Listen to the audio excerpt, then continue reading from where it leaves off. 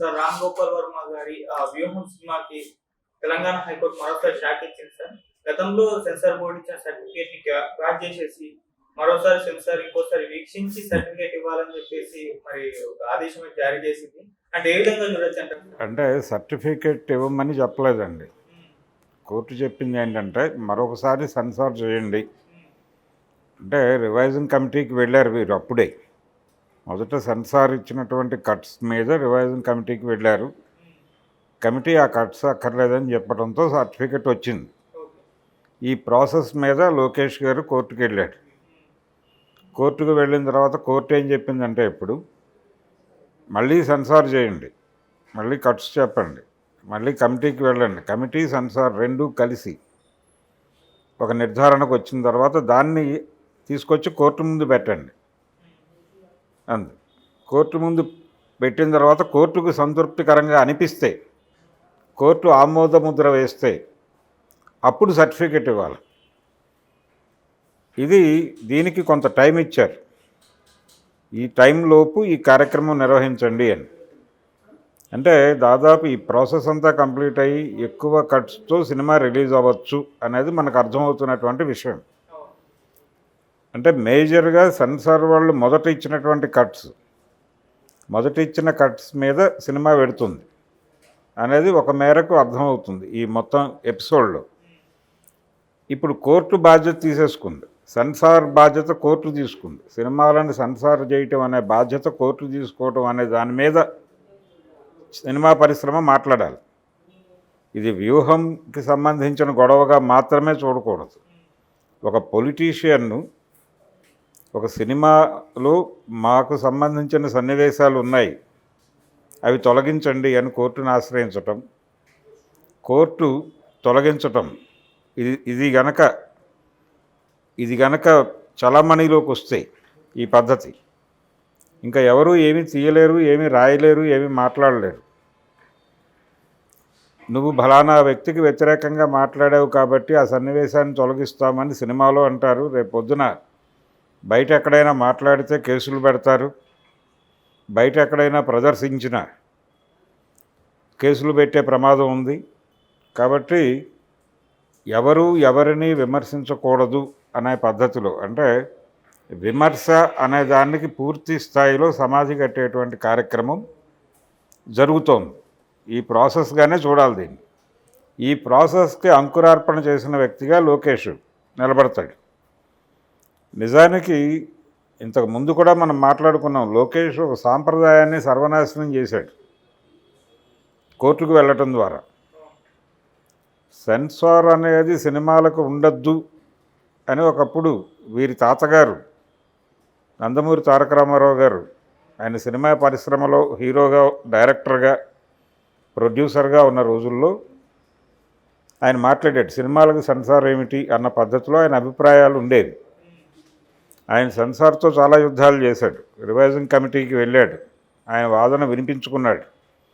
ఆయన సినిమాలు కూడా చాలా కట్స్ అయినాయి. ఇప్పుడు వర్మ అనుభవిస్తున్న బాధలు ఆ రోజున ఎన్టీ రామారావు కూడా అనుభవించాడు.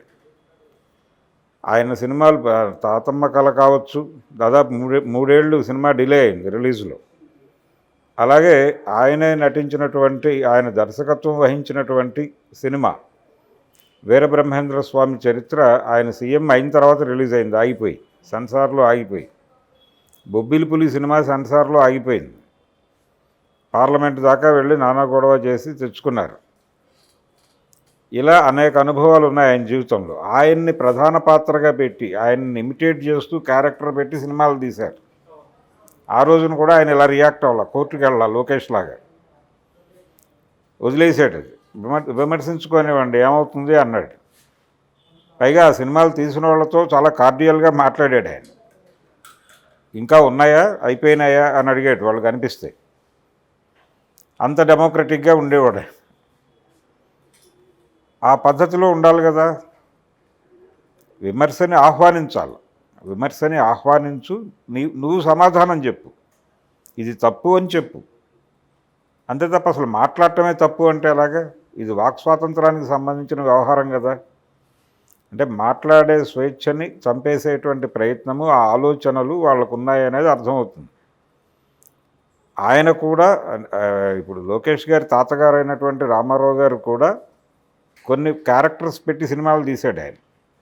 సాయిబాబాని పోలిన పాత్రతో సాయిబాబాకు వ్యతిరేకంగా సినిమా తీశాడు ఆయన, పుట్టపర్తి సాయిబాబాకు వ్యతిరేకంగా. అది ప్రపంచంలో అందరికీ తెలుసు. దాని సందర్భంగా రివైజింగ్ కమిటీకి వెళ్ళి ఆయన ఏం మాట్లాడాడో అందరికీ తెలుసు.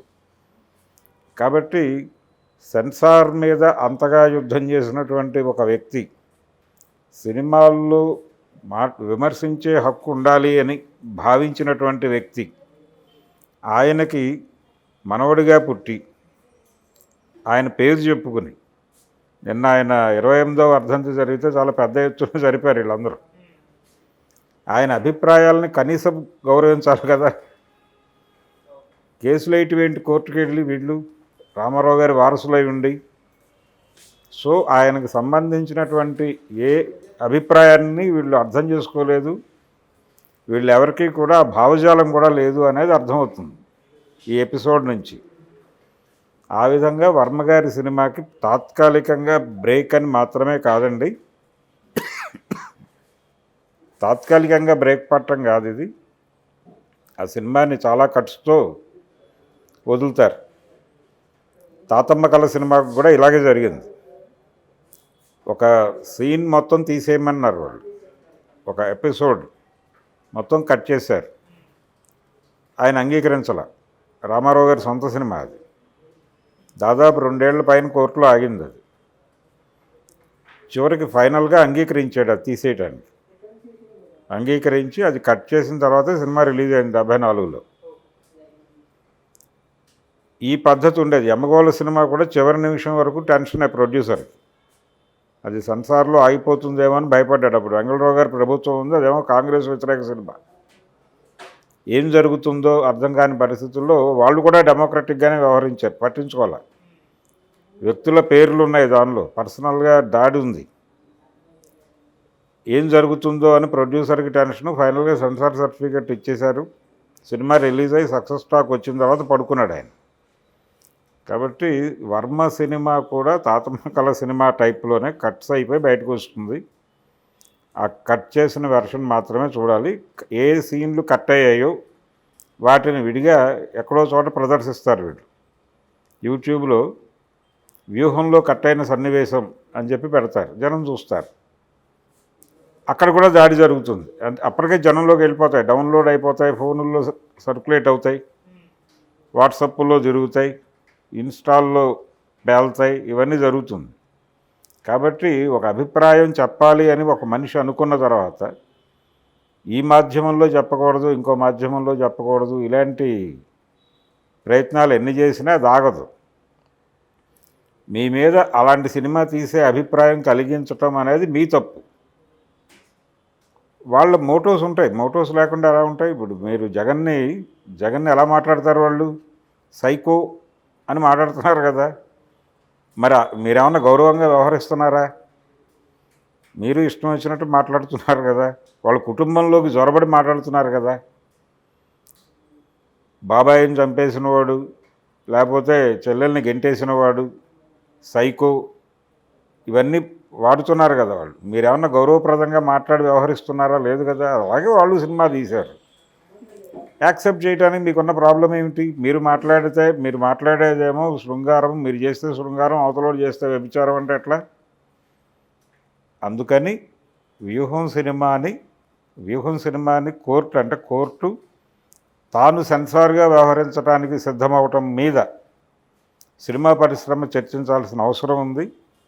అది ప్రొడ్యూసర్ కౌన్సిల్ కావచ్చు, మరొకటి కావచ్చు, దర్శకుల సంఘం కావచ్చు, ఏదో మెంబర్షిప్ పెట్టి రచయితల సంఘం కూడా ఉంది కదా.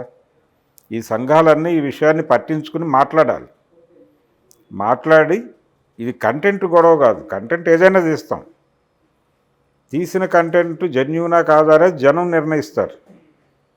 కోర్టు సెన్సారు నిర్ణయిస్తే ఇంకెందుకు? అసలు సెన్సార్ బోర్డే ఉండకూడదు అనేది ఒకవైపు ఉద్యమం జరుగుతోంది. వాక్ స్వాతంత్రానికి ఇది అడ్డంకి అన్న పద్ధతిలో మాట్లాడుతున్నారు. మీరు అశ్లీల సన్నివేశాలు ప్రజల్లోకి పంపైపోతాయనే భయం ఉంటే అశ్లీల సన్నివేశాలు మీ జేబులోకి వచ్చినాయి. పౌర్ణ వీడియోస్ జేబులో చూస్తున్నారు కదా, ఫోన్లు పెట్టుకుని ప్రతి ఒక్కడు.